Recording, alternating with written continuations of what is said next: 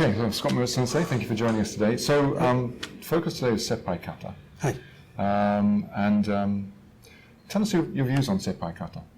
Well, Sepai kata is kind of an unusual kata in terms of Gojuryu, because it's one of the few kata that Higashiyama Kanro may have not taught, may have actually been brought in by Kuniyoshi Shinkatichi, who has been accredited for actually the creation of the kata, which was originally called Sepai. And then when Miyagi Chojin got it, he changed it up a little bit and called it Sepai. So it may have been one of the kata that were actually learned after Higashiyama Sensei's death. So historically it falls in kind of an unusual place.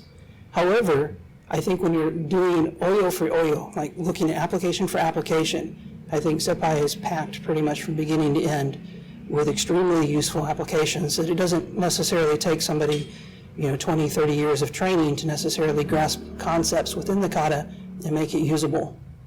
You talk about there's a lot of potential Oryo applications to be derived from Sepai. Right. Usually people are looking at it as a kata that's full of locking techniques. Yes. Particularly arm locks. But there are other layers to it too? There are. So a lot of people do use a lot of arm locks with it. I personally like to change it up a little bit, and I try to put headlocks and stuff in when I can. And the reason is it shows that essentially one application doesn't only, one movement doesn't only have one application. You can do the same movement and have multiple applications, and it's still a valid application. Like you grab one. Now, this is where you do this. We're coming through arm bar to here.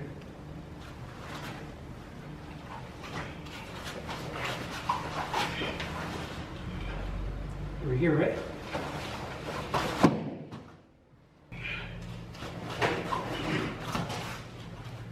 I like to do a punch or a grab. I'm here, right? And when you throw that kick off the back leg, and we're up here. Grab here, grab the belt. There's the sweep, and down. And when I hit, hitting with like that. Yep. We're just here, and I throw a front kick, and I come in. It's not really valid. It doesn't really do much. But if he throws his punch, we're here, right? Come down for the first one, come back for the second one, do the changeover, kick, and pull. When you pull back, that's your punch coming in. And the punch can hit him right in the head very easily. So, at this point in the kata, we're here. Right? So your opponent starts to come in, you reach in, throw him back. That'll get him down for the first one. So for that one, if we're here, I'm just literally coming up and grabbing the head, grabbing the arm, stepping behind, and just taking him to the second one there. And then it's a strike to the head. So I do try to change it up a little bit when I teach it. And while I might teach it as an elementary form initially with a lot of arm bars and stuff, later on I like to add in headlocks. I do body bumping. I also do Sepai versus Bojits, which is something I got from Toyama Sensei, where the kata doesn't necessarily have to be empty-handed the entire way, because it could be, like the initial bit could be against a bow. So it changes how you look at the kata when you start looking at it from a multiple angle aspect like that. In terms of the different versions of Sepai today, do you have any view on kind of how we've arrived maybe at different versions of Sepai kata? I think it's a lot to do with just how individual people view it.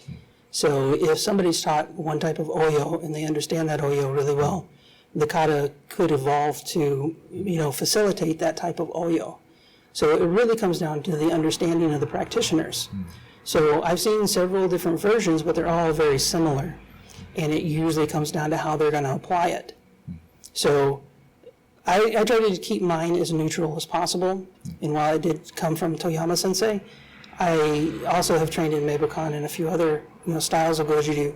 And I can see how all of them are similar and all of them are valid.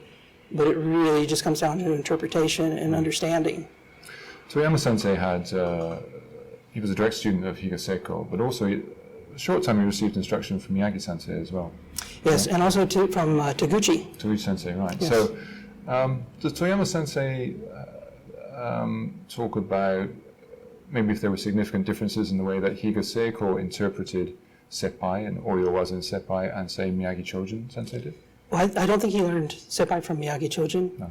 He only has learned like Sanshin. Okay. But I think that the main differences that he talks about is between Higaseko and Taguchi, because he actually was more, up in his training with those guys. And he said that Higa's method was a lot more about sliding in and going underneath your opponent, where Taguchi's was more trying to keep him at a range. So a good example of that is where you do the Zenkitsu dachi and your hands come down like this. In the Higa version, I've seen Oyo where you're sliding between the person's legs in like this and grabbing an arm. So you're setting them up for like a kata garuma type movement. So there's several different ways to do it, but he said that Higa was a lot more of an infighter. Right. He would try to get a lot closer to the opponent, where Taguchi sensei tried to keep a little bit more distance. Do you think that was reflective in any way of the difference in their body types? Or was could. Taguchi bigger, taller than Higa sensei, for example? I think he was a little shorter than Higa sensei. Okay. Because I believe as Toyama has talked about it, he said Higa was about 5'4", 5'5", where Taguchi was about 5'2", 5'3". Right, okay. So a little bit different, but the body type was also different because Higa was very skinny, Right. where Taguchi had a little more meat on him. Right. So I think that could have had something to do with it, but I think it's also maybe how they were trained in it or how they understood it. Yeah, absolutely. It's fascinating to see how different interpretations of the same pattern of movements have been passed down, learned, and then adapted and modified again as they go down from generation to generation. Yes. Okay. Well, Sepai is an extremely popular kata, both for performance and competition, but also for deriving applications from Yes. it, looking at the bunkai. Thank you for taking us through kata and applications today. Yeah, no problem. Sepai. Sepaioi. Okay, the first movement I'm going to do is I'm going to step my left foot back. We're going to go into a shiko dachi, and the hands are going to come left and then right. So I turn to block anything coming in this way. Step back. When I step in, stepping in with a left sanchin dachi, and my hands clasp. My right hand is on top of my left hand. So I step, I turn my hands over. Now from here, I'm going to change from the sanchin dachi to a shiko dachi and come over the side with my elbow. Right hand is on top of left hand. Left hand is on top of right hand. Drop, and through. Now from here, I'm going to step straight forward, come down. So we're in a reverse style Zenkitsu dachi with one hand down, one hand up. My left hand comes up, right hand, shuto, megeri, hiji, uraken. Now I'm going to turn to the back. When I turn to the back, I'm doing a down block. So from the back, down block, up and grab. Now for here, I'm going to step over and pull like that. That's where I'm going to show that close up. From here. When I step over, I'm going to slide my hand between my hand and my wrist. So I'm going to slip through this way, pull, and go up. So we see it again. Sliding through, pull, and up. Some people use this as an arm bar, some people use it as a headlock. This kind of depends on who you're training with. But when I'm here, if I'm going to arm bar it, this hand's going to come down, I'm going to grab the arm, circle around the arm, and bar it. If I'm doing the headlock, I've already got the individual by the throat right here.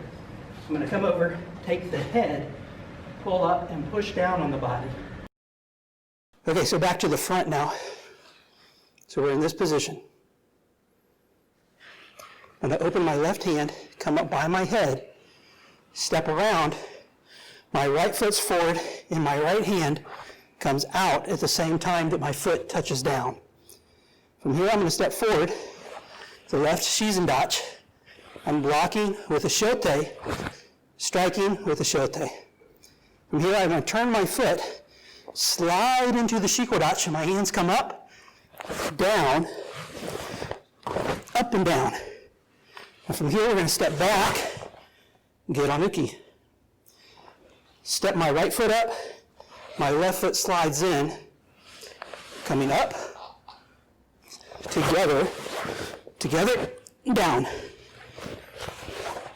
and back up. Turn my head, right foot, left foot, hands come up, hako uki, box block. Hands going to the side, back up. This is actually a kata uchi. Turn on my feet, kakie. After the kata uchi, we're coming in is a kakie. The first strike is coming straight down, and it's a knuckle rake, like this. So when you see it, you're coming down like this, and then back up, and once I'm up, that's where I change into the inside block. So you can see it again. Here, knuckle rake, up. And this hand is still open. And right here, as it's coming in, it closes. Like that. The kick, going straight in. So the big thing on this one is when we're here, my hands are both open. As I'm dropping, my hand is closing as it's dropping for that knuckle rake. Like that.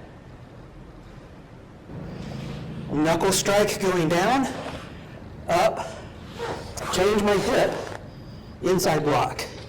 The kick that we're going to do is onogiri. So even if you're going to do it at a lower level, if we're here, I'll kick here, straighten my foot, and then come back and get that one. Or if I can pull them slightly forward so one foot's in front of the other, like this, kick and pull. So the idea of the onogiri is you come in like a front kick, slide your heel down, and then stiff leg it all the way back. That's why when you see it in the kata, from here, it's like that because you're stiff legging them back down. You're trying to pull them down. This hit works because you're pulling them literally into your fist as they're falling. Coming out, kakie, knuckle strike, up, change over, step over, my right hand is on top of my left hand, Niku Ashidachi. Step back, left Niku Ashidachi, your hands come straight down.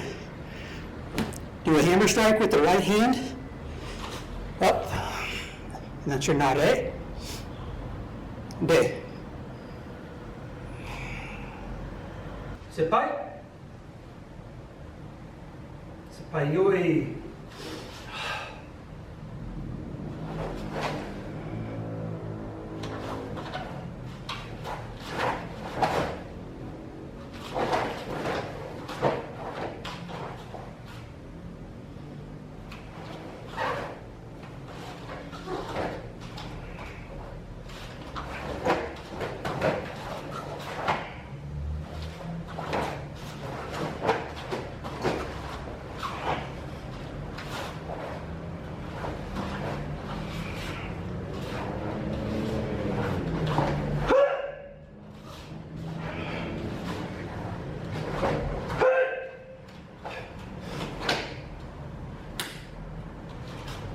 Nare,